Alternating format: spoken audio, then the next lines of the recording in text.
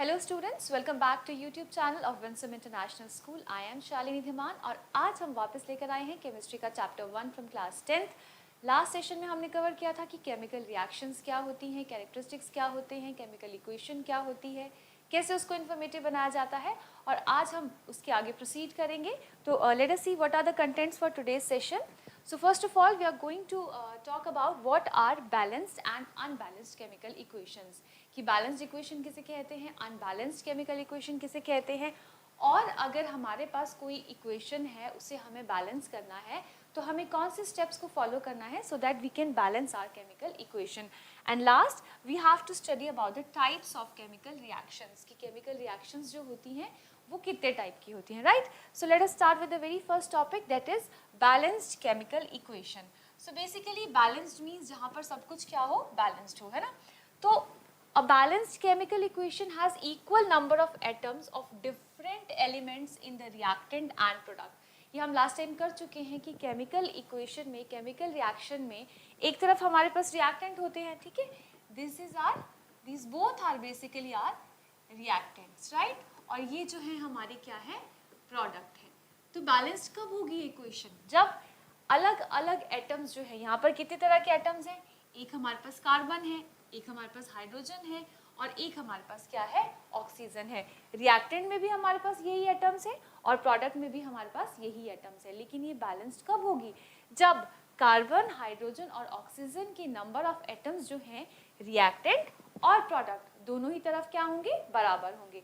तो जब ये बराबर है इक्वेशन में, तो ये इक्वेशन कैसी है? ये इक्वेशन एक बैलेंस्ड केमिकल इक्वेशन है। जैसे फॉर एग्जांपल यहाँ पर आप देखेंगे इस इक्वेशन में, अगर मैं रिएक्टेंट वाली साइड में काउंट करूँ तो कार्बन मेरे पास कितना है, देयर इज ओनली 1 कार्बन, है ना? अगर इस तरफ भी मैं देखूँ तो कार्बन के कितने एटम है मेरे पास, only 1 atom.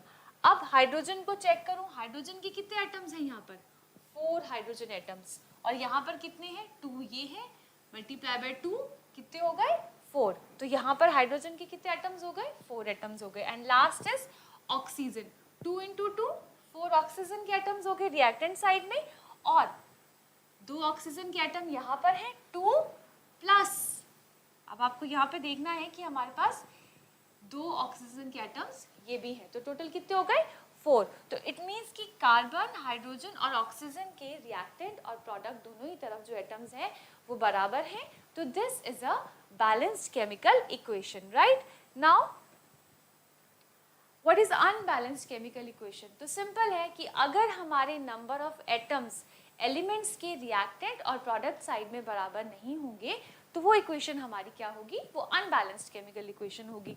N unbalanced chemical equation has an unequal number of atoms. कैसे एटम्स होंगे उनके, unequal number of atoms of 1 और more elements. We have to check this, of 1 और मोर एलिमेंट।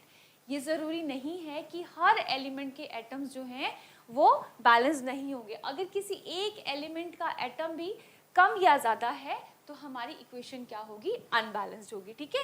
सपोज कार्बन और हाइड्रोजन है, जैसे हमारे पास, आप चेक करिए इस इक्वेशन में, यहाँ पर ये क्या है, this is our propane, this is propane. अगर प्रोपेन की हम कंबशन करते हैं तो it gives us water plus carbon dioxide. लेकिन इस इक्वेशन में क्या है, रिएक्टेंट साइड में तो कार्बन मेरे पास 3 है, लेकिन प्रोडक्ट साइड में मेरे पास कार्बन कितने हैं, ओनली 1। यहाँ पर क्या है, हाइड्रोजन 8 है, लेकिन प्रोडक्ट साइड में कितने हैं, ओनली 2। और यहाँ पर ऑक्सीजन 2 है, और ऑक्सीजन यहाँ पर कितना है, 3 है। तो इट मीन्स यहाँ पर क्या हो रहा है, हमारे जितने भी हमारे एलिमेंट्स हैं वो क्या हो रहे हैं, अनइक्वल हो रहे हैं। तो this type of chemical reaction is a unbalanced chemical reaction, ठीक है? तो बेसिकली हम ये बात कर ही क्यों रहे हैं कि इक्वेशन बैलेंसिंग की बात हो ही क्यों रही है, हम इसी तरीके से किसी इक्वेशन को क्यों नहीं लिख देते, ऐसे ही क्यों नहीं छोड़ देते? What is the reason? इसका रीजन बहुत ही सिंपल है। हम लोग बहुत स्टार्टिंग से पढ़ते आ रहे हैं, लॉ ऑफ कंजर्वेशन ऑफ मास। हम सबको पता है लॉ ऑफ कंजर्वेशन ऑफ मास क्या होता है, मास can neither be created nor it can be destroyed by be changed from one form to another. अब अगर ये लॉ है तो ये हमें फॉलो भी करना है, ठीक है। तो बहुत पहले से हम इस लॉ के बारे में जानते हैं, लॉ ऑफ कंजर्वेशन ऑफ मास। तो जो बैलेंसिंग ऑफ केमिकल इक्वेशन है वो भी डायरेक्टली इनडायरेक्टली जो है, इनफैक्ट डायरेक्टली ही रिलेटेड है लॉ ऑफ कंजर्वेशन ऑफ मास के। तो जो हम कहते हैं कि हमारी इक्वेशन में हमारे जो नंबर ऑफ एटम्स है वो हमेशा क्या होने चाहिए, वो बैलेंस होने चाहिए। वो क्यों होने चाहिए? क्योंकि हमें किसको फॉलो करना है, लॉ ऑफ कंजर्वेशन ऑफ मास को फॉलो करना है। अब मास की बात इक्वेशन में क्यों आ रही है? यहाँ तो हम बात कर रहे हैं एलिमेंट्स की, हम बात कर रहे हैं एटम्स की, तो यहाँ पे law of conservation of mass की बात क्यों आई? Let us see a simple example. Oxygen plus hydrogen, ये हमें क्या देता है? वाटर देता है, ठीक है। अब मास की बात क्यों हो रही है? अब अगर ये एटम्स हैं तो इनका अपना कुछ मास भी है, तो जब अगर हम इसके मास को कैलकुलेट करते हैं तो बेसिकली लॉ ऑफ कंजर्वेशन के अकॉर्डिंग क्या होना चाहिए कि जो मास इस तरफ हमारे पास रिएक्टेंट साइड में है, एग्जैक्टली वही मास हमें कहाँ मिलना चाहिए? प्रोडक्ट साइड में मिलना चाहिए। फॉर एग्जाम्पल, एक ऑक्सीजन एटम का मास कितना होता है? 16। यहाँ पे कितने एटम्स हैं हमारे पास? 2 हैं। प्लस एक हाइड्रोजन का मास कितना होता है? 1, तो 2 का कितना हो जाएगा? इंटू 2 हो जाएगा, ठीक है। ये हम किस तरफ का देख रहे हैं? रिएक्टेंट साइड का देख रहे हैं। अब यहाँ पर भी 2, एक हाइड्रोजन का मास कितना होता है?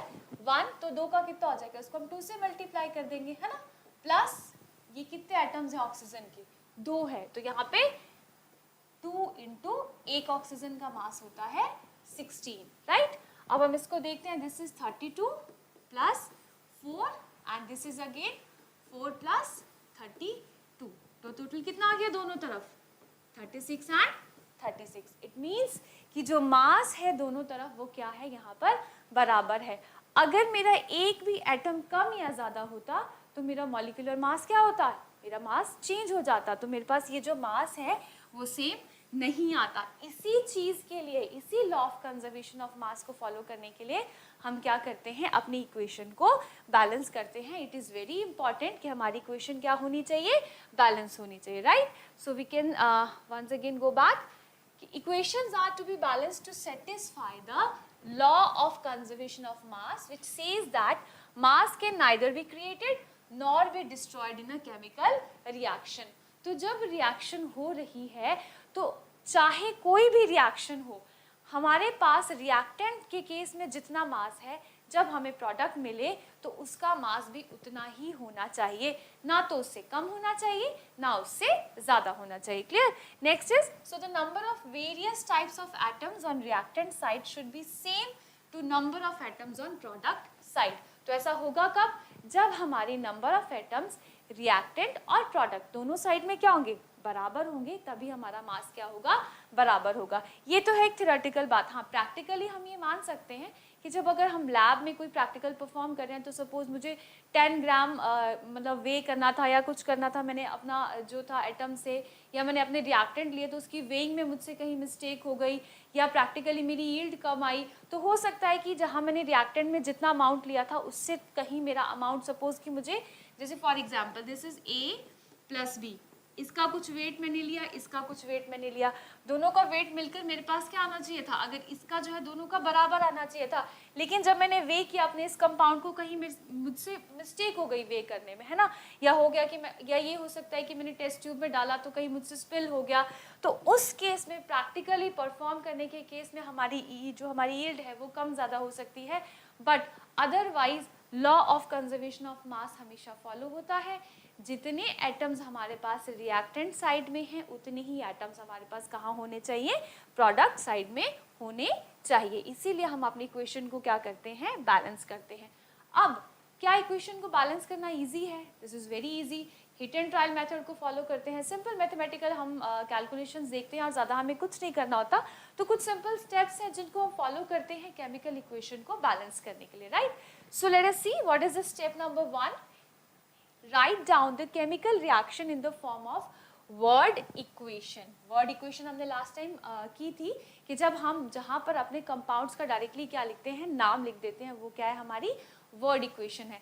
तो जो भी हमें क्वेश्चन गिवन होगा उस क्वेश्चन के केस में हम क्या लिखेंगे, सबसे पहले हम क्या लिख लेंगे, अपनी वर्ड इक्वेशन लिख लेंगे, ठीक है, keeping the reactants on the left side and products on the right side. अब हमें अब तक ये समझ आ चुका है कि हमारे जो रिएक्टेंट्स हैं वो हमेशा कहाँ रहेंगे, हमारे रिएक्टेंट्स हमेशा रहेंगे लेफ्ट साइड पे, और जो हमारा प्रोडक्ट होगा वो कहाँ रहेगा, वो रहेगा हमारा राइट साइड पे। तो हमने अपनी वर्ड इक्वेशन लिख दी, रिएक्टेंट्स को हमने कहाँ लिख दिया, लेफ्ट साइड पे, प्रोडक्ट्स को कहाँ लिख दिया हमने, राइट साइड पे, ठीक है। उसके बाद हमारा स्टेप नंबर 2 क्या रहेगा, put the symbols and formulas of all the reactants and products in the word equation।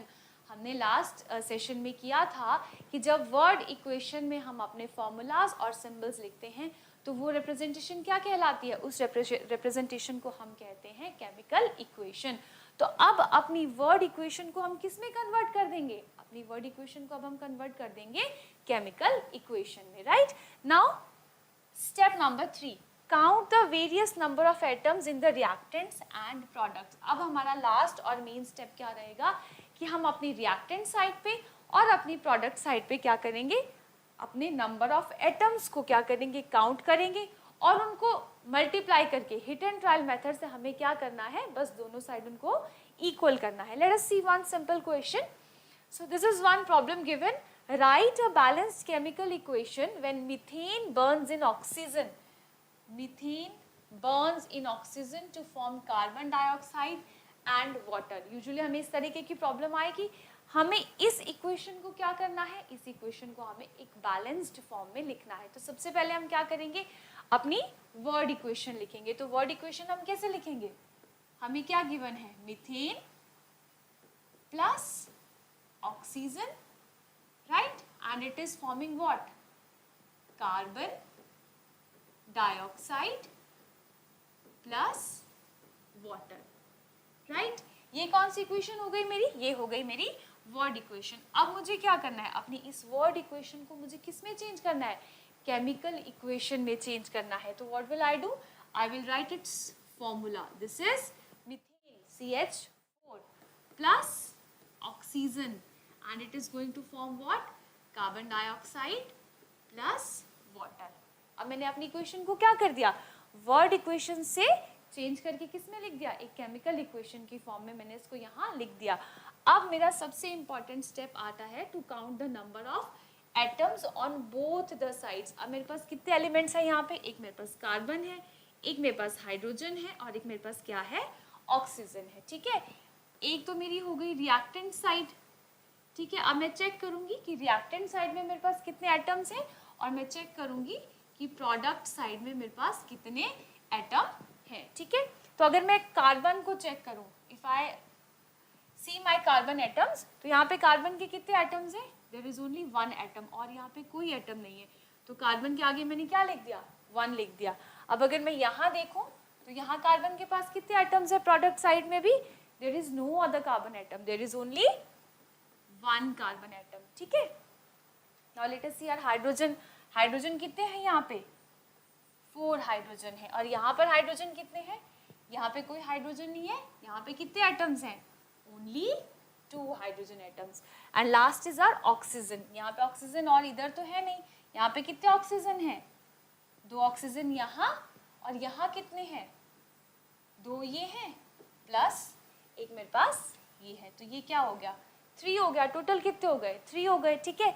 अब मुझे क्या करना है, अपनी इक्वेशन को बैलेंस करना है। ये इक्वेशन क्या है, अनबैलेंस्ड इक्वेशन है, इसको अब मैं कैसे बैलेंस करूंगी। तो सबसे पहले मैं क्या करती हूँ, इसको अगर मल्टीप्लाई कर दूं मैं, हाइड्रोजन को अगर यहाँ मैं इसको 2 से मल्टीप्लाई कर दूं तो कितना हो जाएगा, 4 आ जाएगा मेरे पास। तो इसका क्या मतलब है, जो हाइड्रोजन मेरे पास यहाँ है, अगर इसको मैं किससे मल्टीप्लाई कर दूं, 2 से मल्टीप्लाई कर दूं, ठीक है।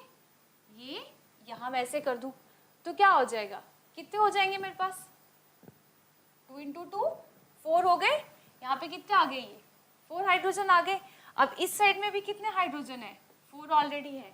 अब ये हमारा हाइड्रोजन तो बैलेंस हो गया, लेकिन नाउ लेट अस सी कि क्या ऑक्सीजन बैलेंस्ड है अब या नहीं है। अब ऑक्सीजन के केस में क्या हो गया, ऑक्सीजन के कितने हो गए यहाँ पे 2 और ये कितने हो गए +2, टोटल कितने हो गए 4। इसका मतलब है अब ये वाला जो मेरा यहाँ पे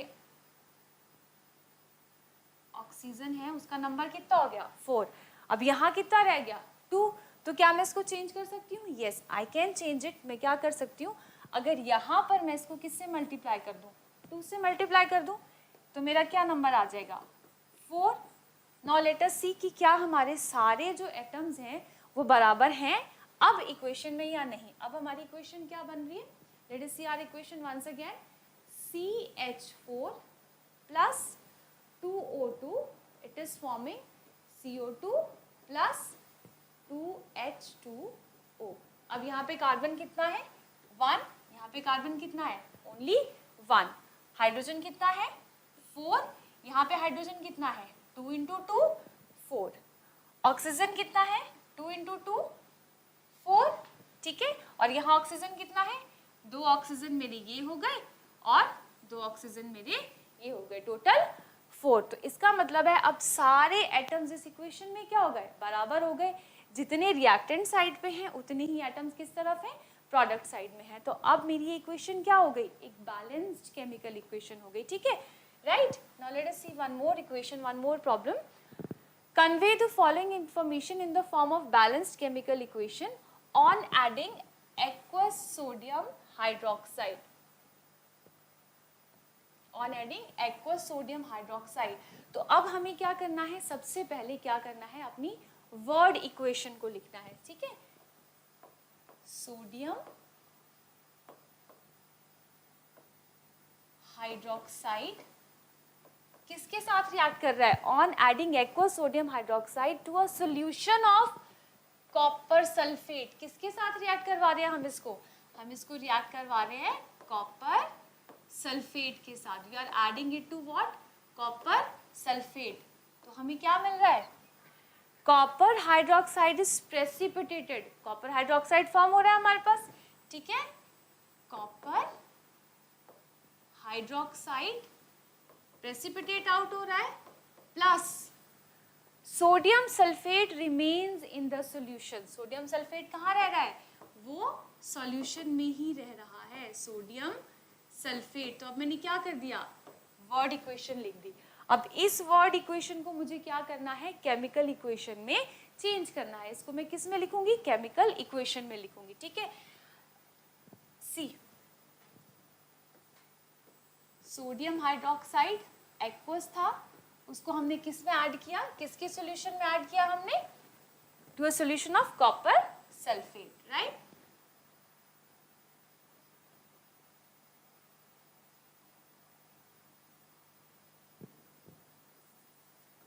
CuSO4, ठीक है।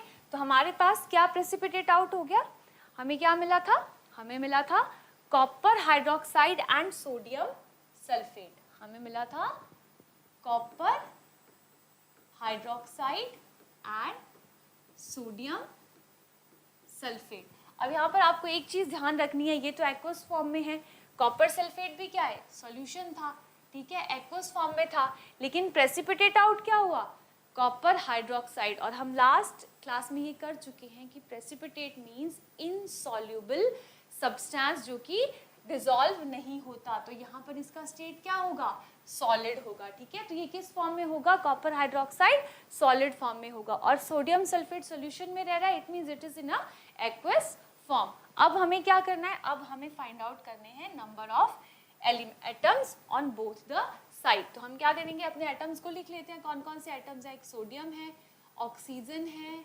हाइड्रोजन है, कॉपर है और सल्फर है, ठीक है। अब हम इनको काउंट करेंगे कि रिएक्टेंट साइड में कितने हैं और प्रोडक्ट साइड में हमारे पास कितने एटम्स हैं। तो सी यहाँ पे रिएक्टेंट साइड में सोडियम कितने हैं हमारे पास, ओनली 1, और प्रोडक्ट साइड में कितने हैं यहाँ पे, ये 2। सी यहाँ पे 2 एटम्स हैं, तो यहाँ पे हम क्या लिख देंगे, 2, this is for reactant side and this is for product side. अब ऑक्सीजन देख लेते हैं, ऑक्सीजन कितने हैं यहाँ पे, 1 और 4 ये है, तो 4 + 1 कितने हो गए, 5। अब इस तरफ देख लेते हैं, यहाँ पे ऑक्सीजन कितने हैं, 2 ऑक्सीजन तो आपके पास ऑलरेडी ये हैं, 2 + 4 कितने हो गए टोटल आपके पास ऑक्सीजन, 6 ऑक्सीजन हो गए, ठीक है। हाइड्रोजन कितने आपके पास यहाँ पर, देयर इज ओनली 1 हाइड्रोजन, और कोई हाइड्रोजन आपको यहाँ नहीं मिलेगा। Other than this hydrogen. तो हाइड्रोजन 1 है और यहाँ पर आपके पास हाइड्रोजन कितने हैं? 2 हाइड्रोजन। तो यहाँ पे हम क्या लिख देंगे? 2 हाइड्रोजन, राइट। अब हमारे पास है कॉपर, कॉपर का 1 है यहाँ पर और इस तरफ भी कॉपर के कितने एटम्स हैं? ओनली 1। तो एक एटम यहाँ लिख दिया कॉपर का, एक हमने प्रोडक्ट साइड में लिख दिया। अब लास्ट में आया सल्फर, यहाँ पे कोई सल्फर नहीं है, कॉपर सल्फेट के पास है। एक एटम है सल्फर का इसके पास और एक एटम है सल्फर का सोडियम सल्फेट के पास, राइट। तो अब हमें क्या करना है? अब हमें इस टेबल को देखना है कि कहाँ कहाँ हमारे एटम्स जो हैं वो बराबर नहीं है। एक तो हाइड्रोजन, इन दोनों के पास तो ऑलरेडी क्या है?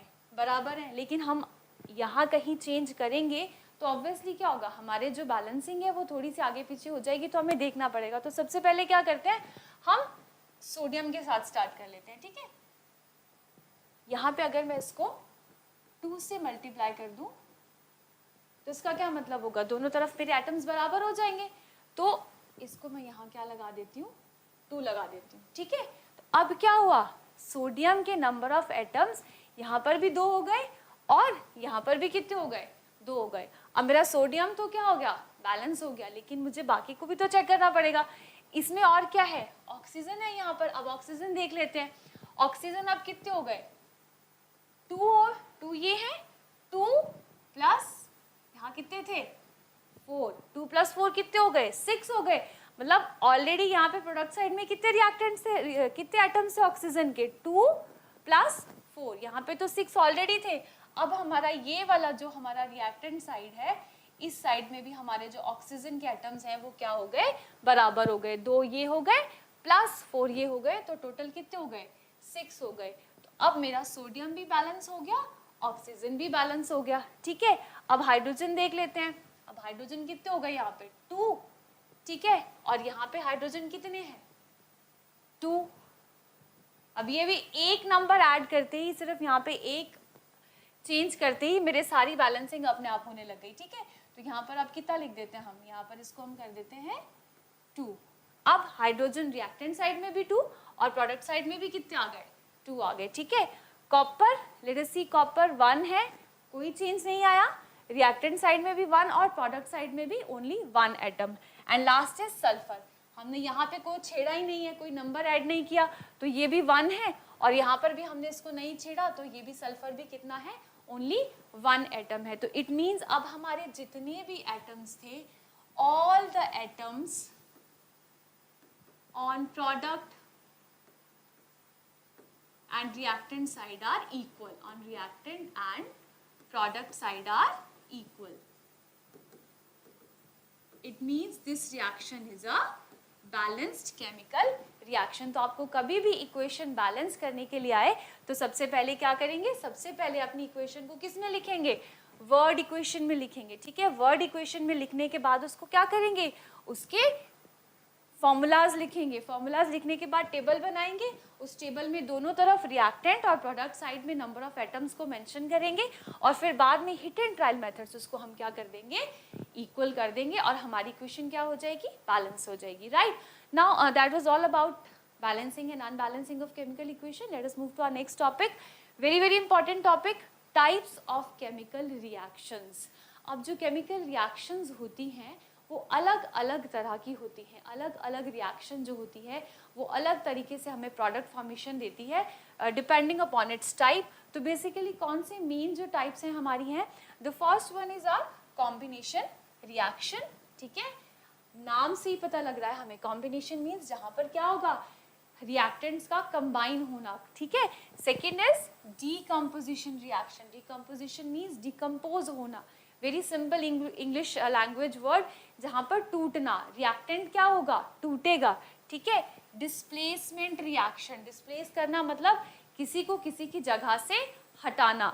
Next is double displacement. Double displacement मतलब कोई 2 एटम्स ऐसे होंगे जो एक दूसरे के साथ अपनी जगह को क्या करेंगे? इंटरचेंज करेंगे। And last is oxidation and reduction reaction. This topic in itself is a very vast topic. इसकी डेली लाइफ में भी बहुत सारे यूजेस होते हैं। तो आज हम बेसिकली कवर करेंगे these 4 types of equations, right. So let us move to our very first type of equation, that is type of reaction? Combination reaction. Very simple. In combination reaction, two or more reactants may combine to form only one product. Very important thing to remember कि reactant हमारे दो या दो से ज़्यादा हो सकते हैं, लेकिन जो प्रोडक्ट हमें मिलेगा वो प्रोडक्ट हमेशा क्या होगा? सिंगल प्रोडक्ट होगा. प्रोडक्ट कभी भी आपको यहाँ पर दो नहीं मिलेंगे. ठीक है. सो ये तो दो या दो से ज़्यादा हो सकते हैं, लेकिन दोनों आपस में कंबाइन करके हमें क्या देंगे? ओनली सिंगल प्रोडक्ट देंगे. सिंगल प्रोडक्ट से ज़्यादा नहीं देंगे. ये कॉम्बिनेशन रिएक्शन की सबसे इम्पॉर्टेंट पॉइंट है कि only one product is form. अब क्योंकि इसमें हम क्या कर रहे हैं? कुछ नया फॉर्म कर रहे हैं, नई चीज़ बन रही है, तो इस रिएक्शन को हम सिंथेसिस रिएक्शन भी कहते हैं. ठीक है. इन कॉम्बिनेशन रिएक्शन टू और मोर एलिमेंट्स में कंबाइन. अब क्या क्या चीज़ें आपस में कंबाइन करके नया जो प्रोडक्ट है वो बना सकती हैं? या तो दो या दो से ज़्यादा एलिमेंट्स एक दूसरे के साथ कंबाइन कर लें. ठीक है. या फिर क्या हो? टू और मोर कंपाउंड्स में कंबाइन. या फिर क्या हो? कंपाउंड्स कंबाइन कर लें. या फिर एक एलिमेंट और एक कंपाउंड जो है वो भी कंबाइन करके क्या बना सकता है? नया प्रोडक्ट बना सकता है. अब आई डोंट थिंक कि हमें इसके ऊपर ज़्यादा डिटेल में बात करने की ज़रूरत है कि एलिमेंट क्या होता है, कंपाउंड क्या होता है. We have already studied it in class 9th कि सेम काइंड्स ऑफ एटम्स जिनके पास हैं वो क्या है? वो एलिमेंट है ना. और जिसके पास क्या है? डिफरेंट काइंड्स ऑफ एटम्स हैं, वो क्या है? हमारा कंपाउंड है. फॉर एग्जाम्पल ये मैग्नीशियम है, इसके जितने भी एटम्स होंगे, या अगर इससे भी ज़्यादा सिंपल मैं आपको बताऊं तो ये जैसे ऑक्सीजन है ना. तो इसके जितने भी एटम्स हैं, इसके जो भी एटम्स होंगे वो क्या होंगे? ऑक्सीजन के ही होंगे. सेम काइंड ऑफ एटम होंगे, है ना. तो ये क्या है? ये एलिमेंट है, हमारा एलिमेंटल फॉर्म है, मॉलिक्यूलर फॉर्म में है. अगर एक ऑक्सीजन, ये एलिमेंटल फॉर्म है, ये मॉलिक्यूलर फॉर्म है ना. और अगर मैं इसकी बात करूं, अब यहाँ पे क्या हो गया? एटम्स डिफरेंट हो गए ना. कुछ एटम किसके हैं? ऑक्सीजन के होंगे. कुछ एटम किसके होंगे? हाइड्रोजन के होंगे.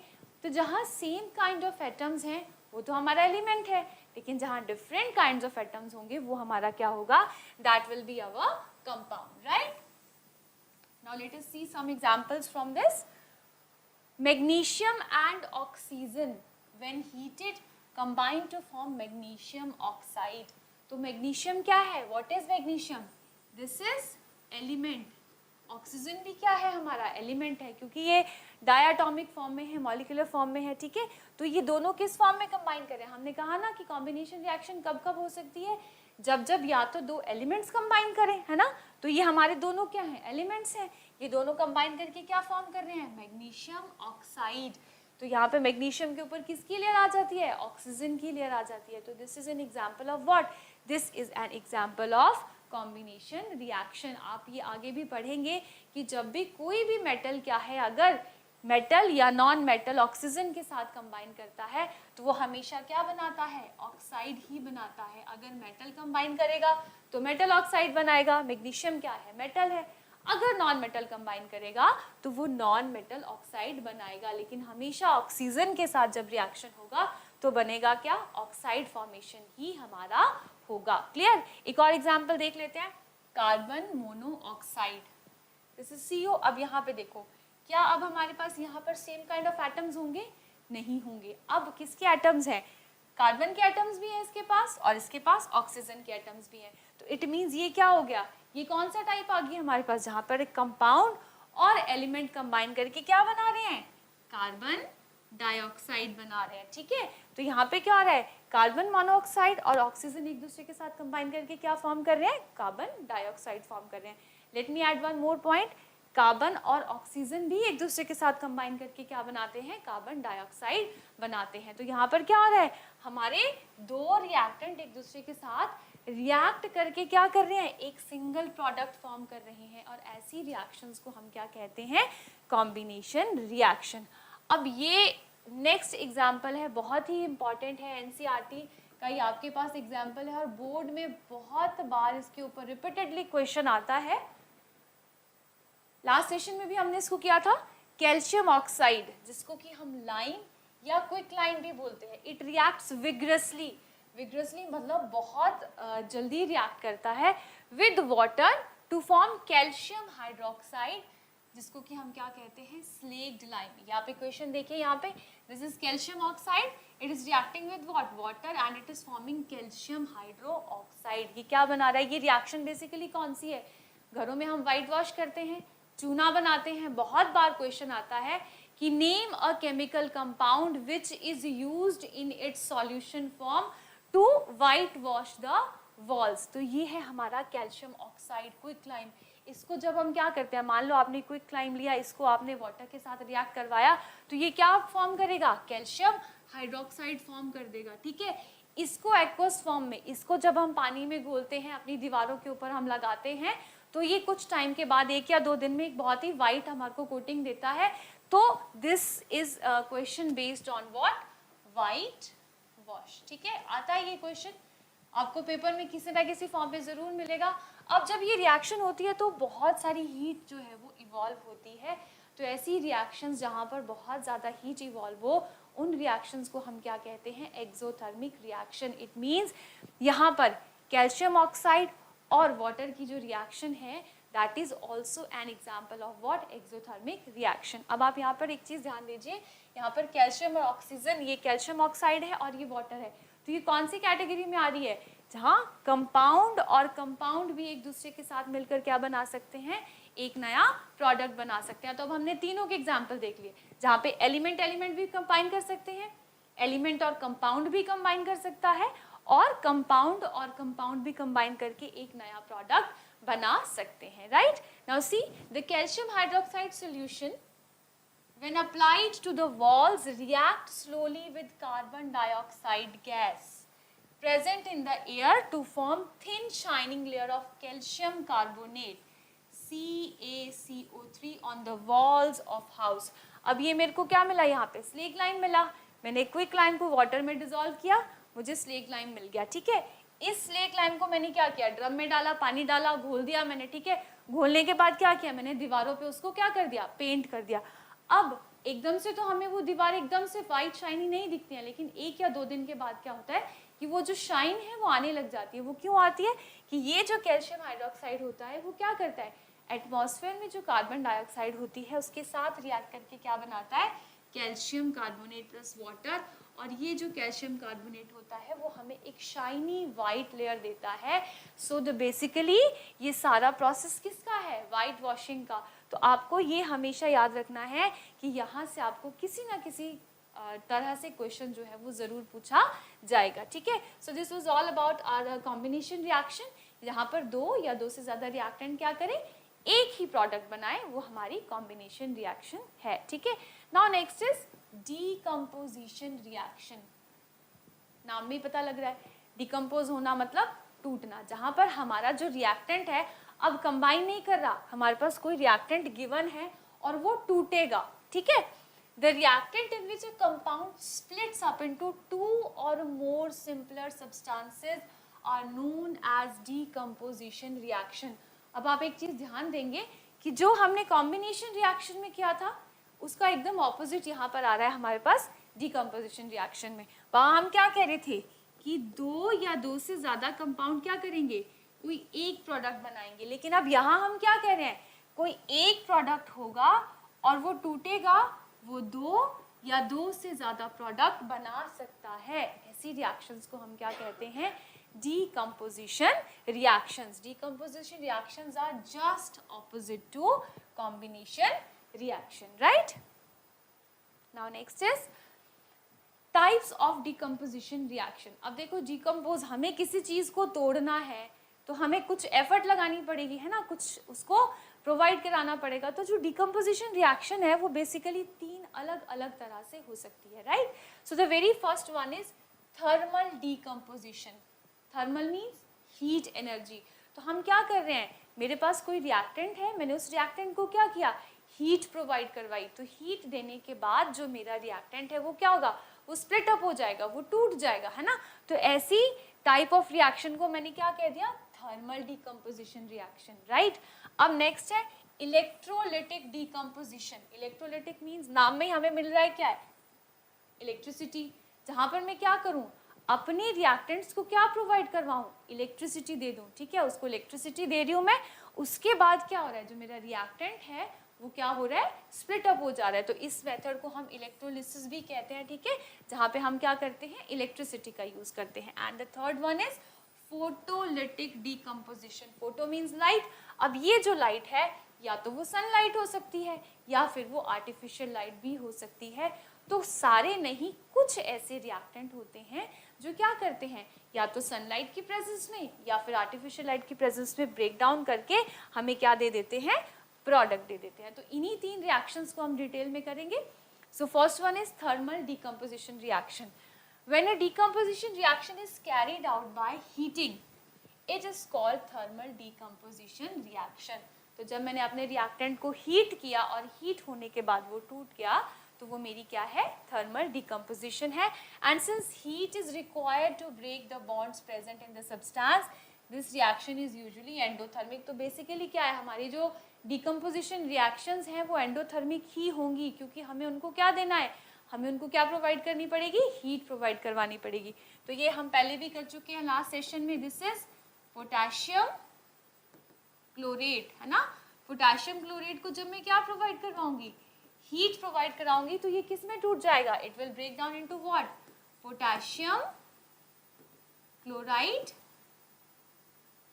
Plus oxygen. इस रिएक्शन को बार बार इसलिए रिपीट किया जा रहा है क्योंकि this method is also followed to produce oxygen on the industrial level, ठीक है। तो यहाँ पर क्या हुआ, ये जो पोटेशियम क्लोरेट वाली इक्वेशन है ये किसका एग्जाम्पल है, थर्मल डिकम्पोजिशन का, ठीक है, जहाँ पर हमने क्या यूज किया, हीट का यूज किया। Now next is when ferrous sulphate, ये एग्जाम्पल्स ही देख रहे हैं हम, ठीक है। When ferrous sulphate is heated strongly, it decomposes to form ferric oxide, sulfur dioxide and sulfur trioxide. Very important, board में क्वेश्चन आता ही आता है, किसी भी तरह से आएगा आपको, ठीक है। तो ये मेरा क्या है, फेरस सल्फेट है। इसको मैंने क्या किया, जब हीट प्रोवाइड करवाई तो ये किस में ब्रेक डाउन हो गया, फेरिक ऑक्साइड में, सल्फर डाइऑक्साइड में और सल्फर ट्राइऑक्साइड में। अब इसको डाइऑक्साइड इसलिए क्योंकि इसमें ऑक्सीजन के कितने एटम्स हैं, 2, और ट्राइऑक्साइड किस लिए, क्योंकि ऑक्सीजन के कितने एटम्स हैं इसके पास, 3, राइट। नाउ सी फेरस, अच्छा इस पे आपको बेटा एक चीज याद रखनी है कि हमारे पास जो लैब में हमारे पास फेरस सल्फेट होता है, बेसिकली उसका फॉर्मूला होता है FeSO4.7H2O, ठीक है। ये जो .7H2O है ये वाटर ऑफ क्रिस्टलाइजेशन होते हैं, लेकिन जब हम अपनी इक्वेशन लिखते हैं तो हम डायरेक्टली ऐसे ही लिख लेते हैं, it is understood that it has 7 water of crystallisation, ठीक है। सो फेरस सल्फेट क्रिस्टल जो होते हैं they contain water molecules FeSO4.7H2O। तो जब हम हीटिंग स्टार्ट करते हैं, on heating ferrous sulphate crystals loose water and anhydrous ferrous sulphate is form. तो क्या होता है, जैसे ही हम इसको हीट करना शुरू करते हैं तो सबसे पहले क्या होता है, ये जो वाटर ऑफ क्रिस्टलाइजेशन है सबसे पहले तो ये रिमूव हो जाते हैं, ठीक है। अब वाटर ऑफ क्रिस्टलाइजेशन हट गए, पहले तो ये हाइड्रेटेड फॉर्म में था, अब क्या हो जाएगा, अब रह जाएगा FeSO4 जो कि किस फॉर्म में आ गया, एनहाइड्रस। एनहाइड्रस मतलब वाटर ऑफ क्रिस्टलाइजेशन रिमूव हो गए। तो अब क्या हो गया, colour changes from light green to white. इसका क्या मतलब था कि पहले जो कलर था फेरस सल्फेट का वो कैसा था, ग्रीन था, अब वो किस में चेंज हो गया, वाटर ऑफ क्रिस्टलाइजेशन रिमूव होते ही किस में चेंज हो गया, वाइट में चेंज हो गया, ठीक है। अब जैसे जैसे हीटिंग फर्दर हमारी प्रोसीड करेगी, on further heating anhydrous ferrous sulphate decomposes.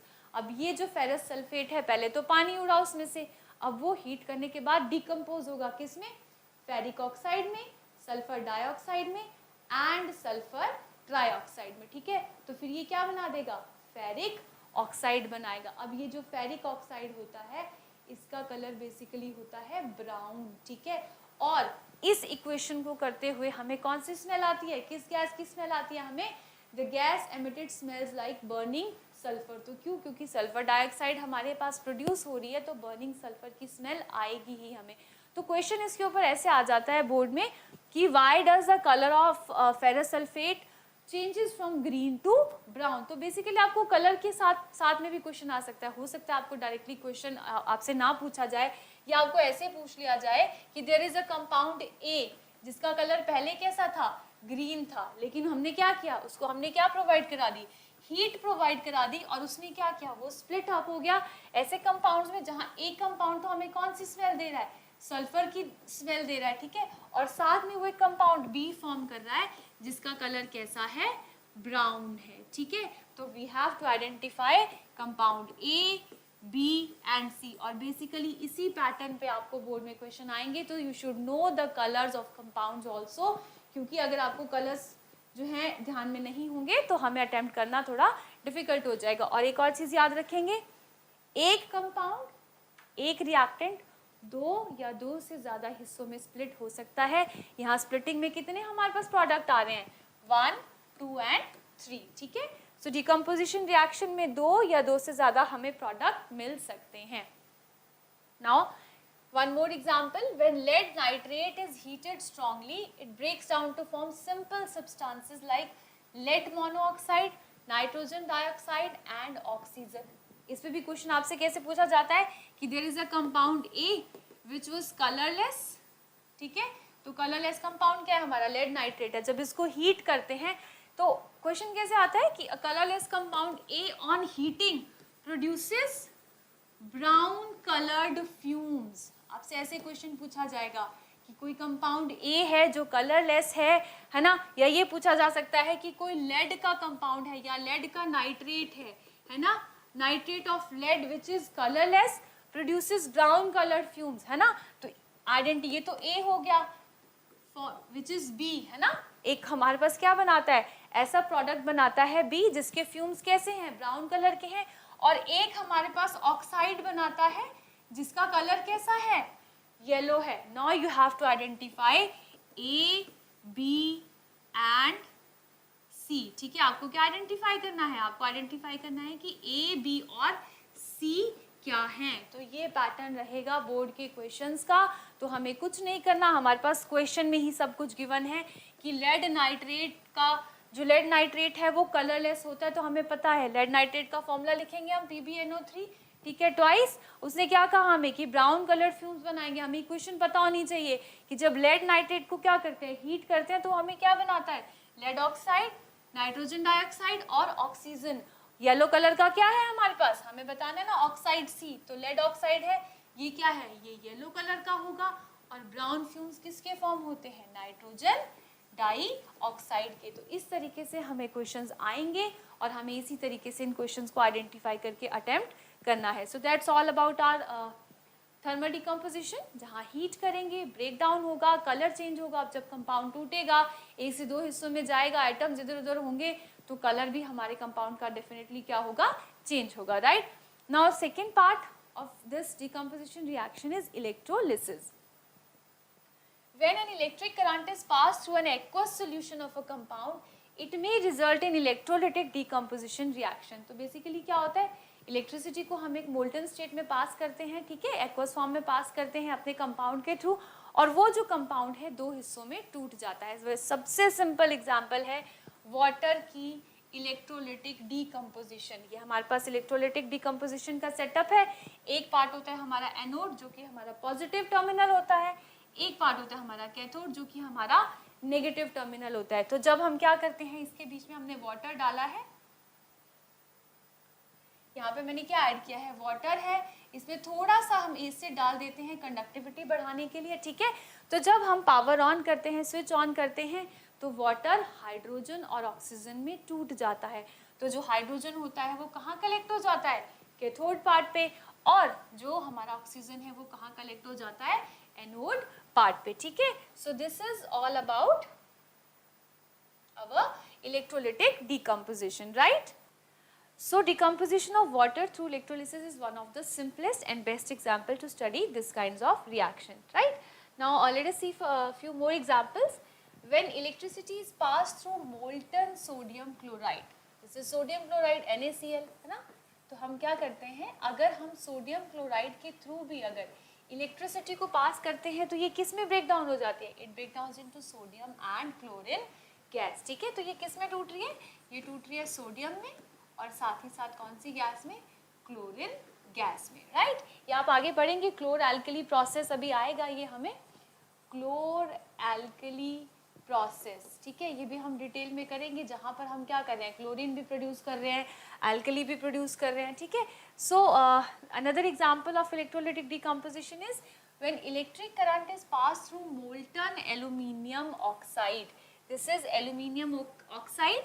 जब इसमें हम क्या करते हैं, इलेक्ट्रिसिटी पास करते हैं, तो ये किस में डिकम्पोज हो जाता है, एल्यूमिनियम मेटल में, और साथ ही साथ क्या रिलीज होती है हमारे पास, ऑक्सीजन गैस. तो यहाँ पर ध्यान देने वाली बात ये है कि इन मेथड से हम क्या ऑब्टेन कर सकते हैं, अपना एलिमेंट हम ऑब्टेन कर सकते हैं. इस मेथड को किससे यूज़ किया जा सकता है कि अगर हमें क्या करना है, एल्यूमिनियम को डिराइव करना है, एल्यूमिनियम हमें चाहिए, तो हम इस इक्वेशन को यूज़ कर सकते हैं जहाँ एल्यूमिनियम ऑक्साइड को लेकर के हम क्या करा दें, इलेक्ट्रोलाइटिक डिकम्पोजिशन करवा दें. राइट. Now next photolysis. तो ये तो हमारे एग्जाम्पल्स थे इलेक्ट्रोलाइटिक डिकम्पोजिशन के. Photolysis means use of light. बहुत ही सिंपल एग्जाम्पल्स हैं इसके. The decomposition reaction which are caused by light energy are photolytic reactions. जहाँ पर ना तो हम हीट दे रहे हैं, ना ही इलेक्ट्रिसिटी पास कर रहे हैं, लेकिन जो आसपास की लाइट एनर्जी है, उसी लाइट एनर्जी की मदद से क्या हो रहा है, डिकम्पोजिशन रिएक्शन हो जा रही है. Suppose AgCl, this is silver chloride. हमने क्या किया, सिल्वर क्लोराइड था, उसको रखा, उसको कहीं वैसी and see this is China dish. ये हमारे पास केमिस्ट्री का एपरेटस है, इक्विपमेंट, लैब इक्विपमेंट्स हैं, हमारे मटेरियल्स हैं. This is called China dish. हमने क्या किया, इसके अंदर हमने क्या रखा है, इसके अंदर हमने रखा है सिल्वर क्लोराइड.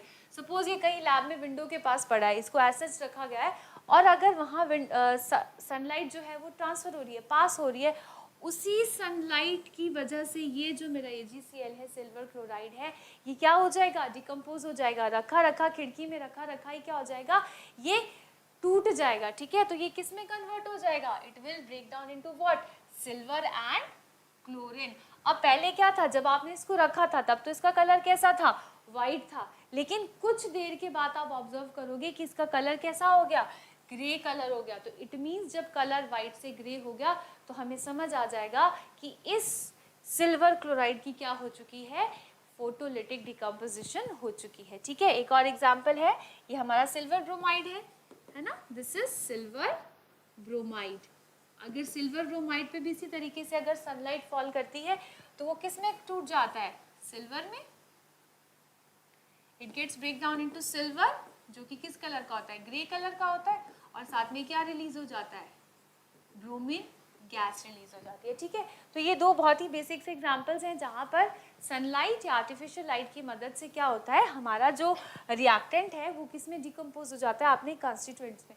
अब इसका बहुत ही इम्पॉर्टेंट यूज़ है इस रिएक्शन का. ये जो रिएक्शंस है ये हमारी कहाँ पर यूज़ होती है, ये यूज़ होती है हमारी ब्लैक एंड वाइट फोटोग्राफी में. ठीक है, अगर आपको याद हो, वेल अब तो यूज़ नहीं होते, लेकिन देयर वर टाइम्स जब हम फोटोग्राफ कैमरा से क्लिक किया करते थे तो नेगेटिव्स हमारे पास आते थे. तो जब उस नेगेटिव को हम यूँ लाइट में देखते थे तो हमें सिल्वरिश ग्रेइश कलर की जो अपनी इमेजेस हैं वो उसमें दिखाई देती थी. वो क्यों दिखाई देती थी, क्योंकि उसके ऊपर किसकी कोटिंग होती है, ये सिल्वर ब्रोमाइड होता है.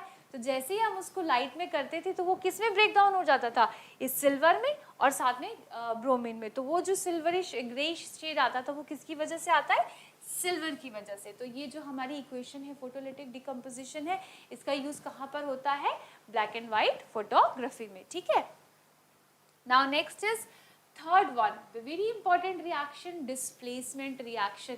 ये रिएक्शन इंपॉर्टेंट इसलिए है क्योंकि एक तो हम अभी यहाँ पर कर रहे हैं इस रिएक्शन को, इसके बाद हम जाएंगे metals and non metals chapter में जहाँ पर हमें रिएक्टिविटी सीरीज ऑफ मेटल करना है. वहाँ पर भी बहुत सारी रिएक्शंस रिपीटेड होंगी. तो ये रिएक्शन बहुत ज़्यादा इंपॉर्टेंट इसी वजह से है क्योंकि रिपीट होनी है, बोर्ड में आनी है, और सेम कॉन्सेप्ट है जो हम बार बार पढ़ेंगे. ठीक है, so what are basically displacement reactions, those reactions in which one element takes place of another element in a compound are known as displacement reaction. तो बहुत ही सिंपल सा लॉजिक है कि क्या हम अपने से ज़्यादा ताकतवर इंसान को धक्का दे सकते हैं, नहीं दे सकते. सपोज हम लोग किसी जगह पर खड़े हैं लेकिन कोई ज़्यादा स्ट्रॉन्ग पर्सन आ जाए, he wants to take our place, बहुत इजीली ले लेगा. वो क्या करेगा, हमें वहाँ से पुश करेगा, हमारी जगह खुद आकर खड़ा हो जाएगा. वो क्या कर देगा, हमें डिस्प्लेस कर रहा है ना. तो यही हो रहा है डिस्प्लेसमेंट रिएक्शन में भी, है ना. अ मोर रिएक्टिव एलिमेंट, जो एलिमेंट ज़्यादा रिएक्टिव होगा वो क्या करेगा, उस इक्वेशन में अपने से कम रिएक्टिव एलिमेंट को, जो उससे लेस रिएक्टिव एलिमेंट है, उसको वहां से उसके कंपाउंड से हटाएगा और उसकी जगह पर खुद लग जाएगा। सपोज अब ये देखो, this is A and this is B, ठीक है, and this one is C. ये मेरे 3 रिएक्टेंट है। अब हो क्या रहा है यहाँ पर, देखो ये जो मेरा सी है ये क्या कर रहा है, इससे ए बी में से किसको हटा दिया, किसको अलग कर दिया, ए अलग हो गया यहाँ पे। तो इसका क्या मतलब हुआ, ये जो सी था ये किससे ज्यादा रिएक्टिव था, ये इससे ज्यादा रिएक्टिव था। इसने इसको क्या कर दिया, पुश किया, यहाँ से हटाया, इसकी जगह पर जाकर क्या लग गया, सी के साथ ये खुद अटैच हो गया। यहाँ पर ये किसके साथ अटैच हो गया, ए को हटा दिया इसने, ठीक है, और ये क्या बन गया, BC बन गया।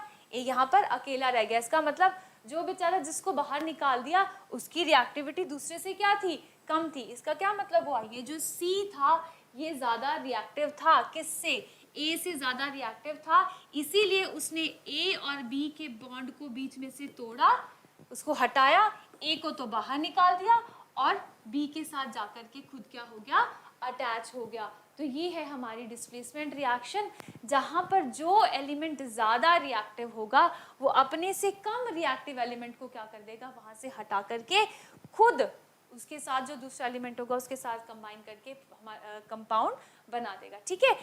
अब इन रिएक्शंस में अगर हमें रिएक्शन आती है तो हम कैसे सॉल्व करें, कि सपोज मुझे कोई इक्वेशन दे दी जाए A + B + C। अब मुझे कैसे पता लगे कि ये मेरा ज़्यादा रिएक्टिव है या नहीं है, इसको या इसको डिस्प्लेस करेगा या नहीं करेगा। इसके लिए मुझे क्या पता होना चाहिए, पता तो होना चाहिए ना कि कौन सा मेरा एलिमेंट है वो ज़्यादा रिएक्टिव है या कौन सा मेरा एलिमेंट है वो कम रिएक्टिव है। अनटिल एंड अनलेस मुझे इस चीज़ की नॉलेज नहीं होगी तो मैं उस चीज़ को सॉल्व नहीं कर पाऊँगी। इसके लिए मुझे क्या करना है, एक बहुत ही सिंपल रिएक्टिविटी सीरीज़ है, ये हमें याद कर लेनी है। इसमें मैक्सिमम तो हमारे मेटल्स ही हैं, कुछ मेटल्स मैंने यहाँ पर लिखे हैं, आप कहीं चेक करोगे तो आपको बीच बीच में और मेटल्स भी लिखेंगे, लेकिन हमारा काम इस रिएक्टिविटी सीरीज से चल जाएगा। क्लास 10th में अगर मैं इन मेटल्स को ही याद रखूँगी तो मेरे जो क्वेश्चंस हैं वो उससे चल जाएंगे। एक शॉर्टकट ट्रिक है इसको लर्न करने की, अगर आप उसको लर्न कर लेंगे तो आपके लिए इस चैप्टर के क्वेश्चंस को सॉल्व करना, फिर मेटल्स एंड नॉन मेटल्स के रिएक्टिविटी क्वेश्चंस को सॉल्व करना बहुत ज़्यादा ईजी हो जाएगा।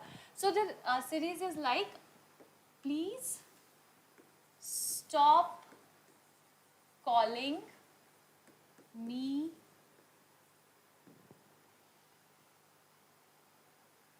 a zebra, instead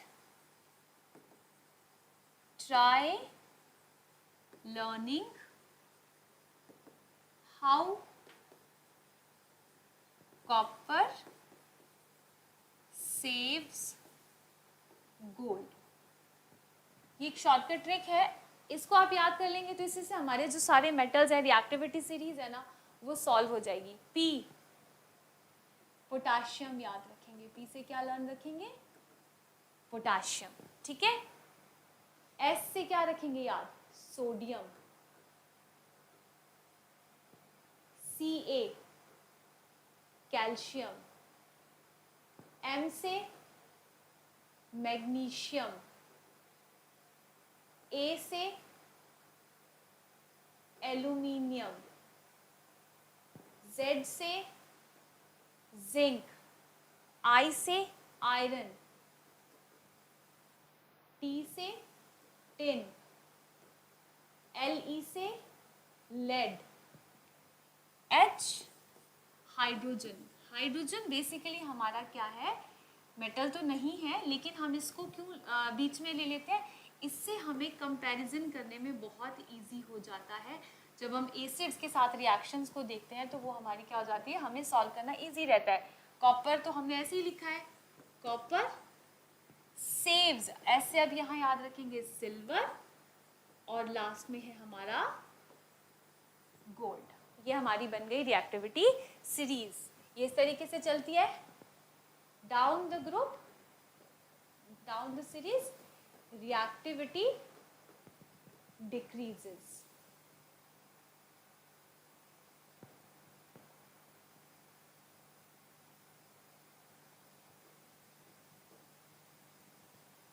इसका क्या मतलब हुआ, सबसे ज्यादा रिएक्टिव एलिमेंट कौन है हमारा? पोटाशियम। जो सबसे ऊपर है वो सबसे ज्यादा रिएक्टिव, और जैसे जैसे हम नीचे आते जा रहे हैं हमारी रिएक्टिविटी क्या होती जा रही है? कम होती जा रही है। ऐसे हमें याद करना। आप जरूरी नहीं है कि आप यही वाली ट्रिक फॉलो करें, ट्रिक आप कोई भी फॉलो कर सकते हैं।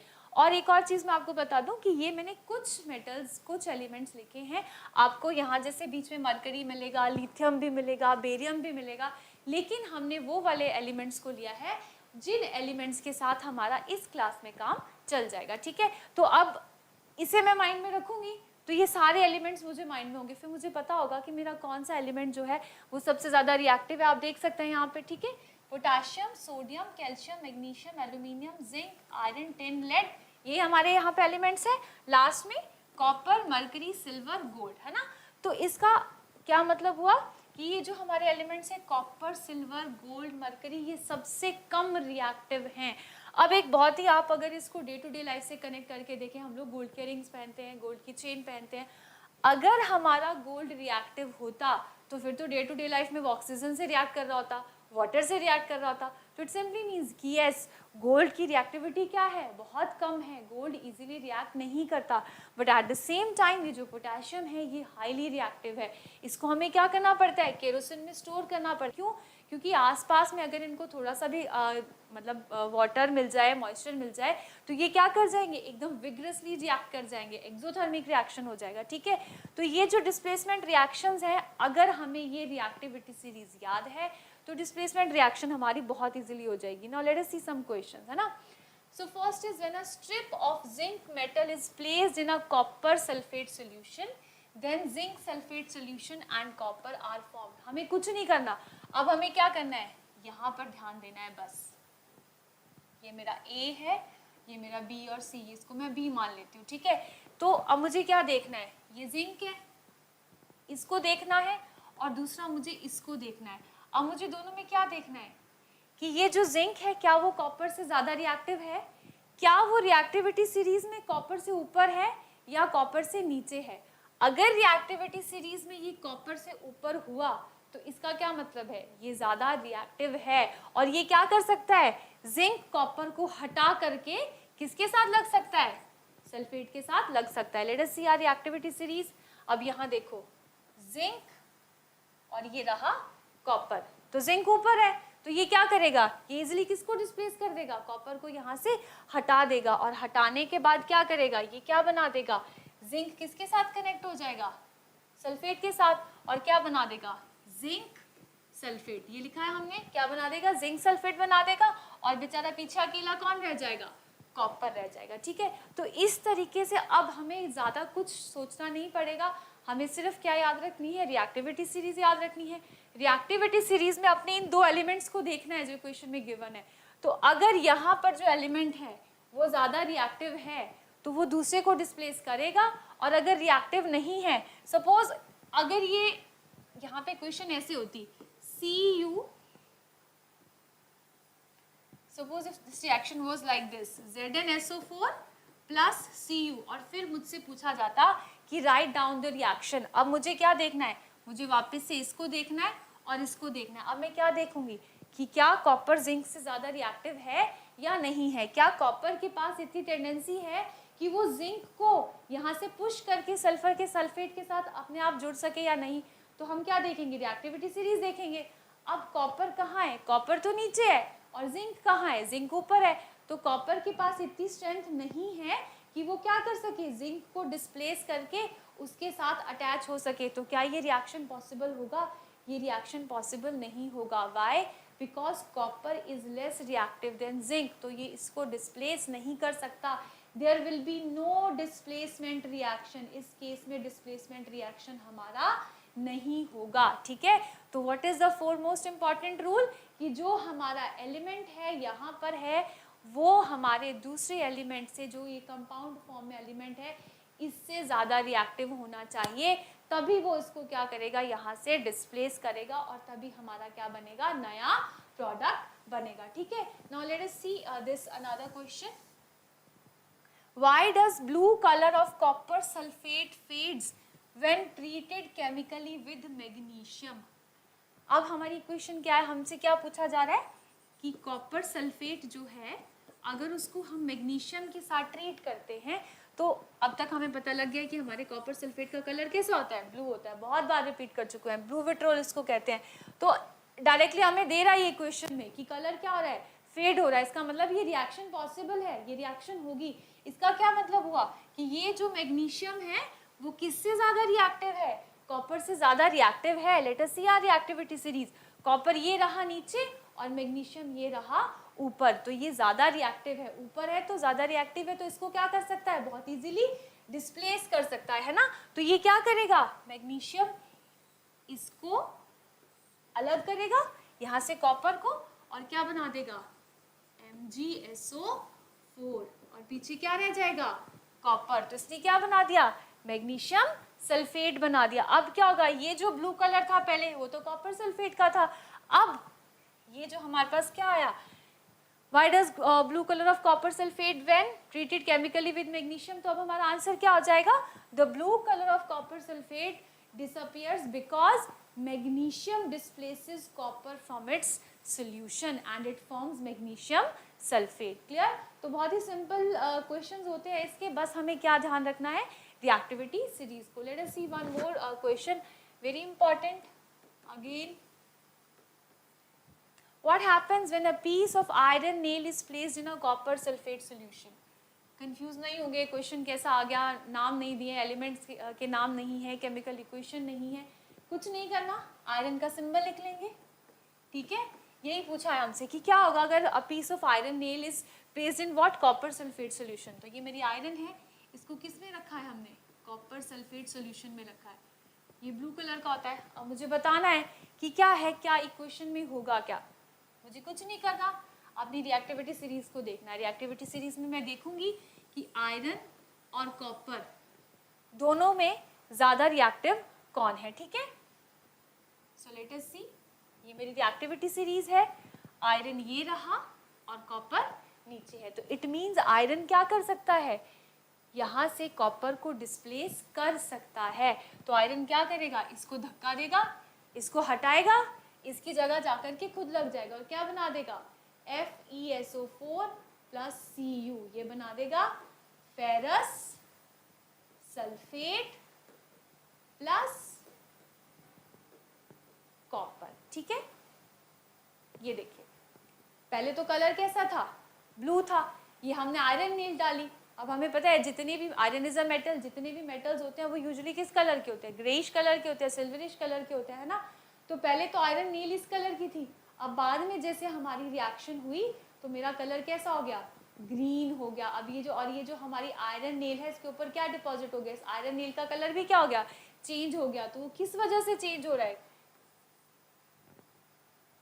The change is because of this equation Fe plus CuSO4, it is forming FeSO4 plus Cu। अब ये जो कॉपर है इसका कलर कैसा होता है, रेडिश ब्राउन। अब आयरन नेल पे कौन डिपॉजिट हो गया, ये जो रेडिश ब्राउन कलर आ रहा है वो किसकी वजह से आ रहा है, इस कॉपर की वजह से आ रहा है। और ये जो ब्लू कलर है वो किस में चेंज हो गया, ग्रीन में चेंज हो गया, वो किसकी वजह से हो रहा है, फेरस सल्फेट की वजह से हो रहा है। तो डिस्प्लेसमेंट रिएक्शन के ऊपर आपको इसी तरह से क्वेश्चंस आएंगे कि या तो कलर चेंज पे क्वेश्चन आएगा या आपसे पूछा जाएगा कि आपको मेटल्स के नाम दिए जाएंगे, कंपाउंड के नाम दिए जाएंगे, फिर आपको बताना होगा। ठीक है, so that was all about displacement reaction. Now next one is double displacement reaction.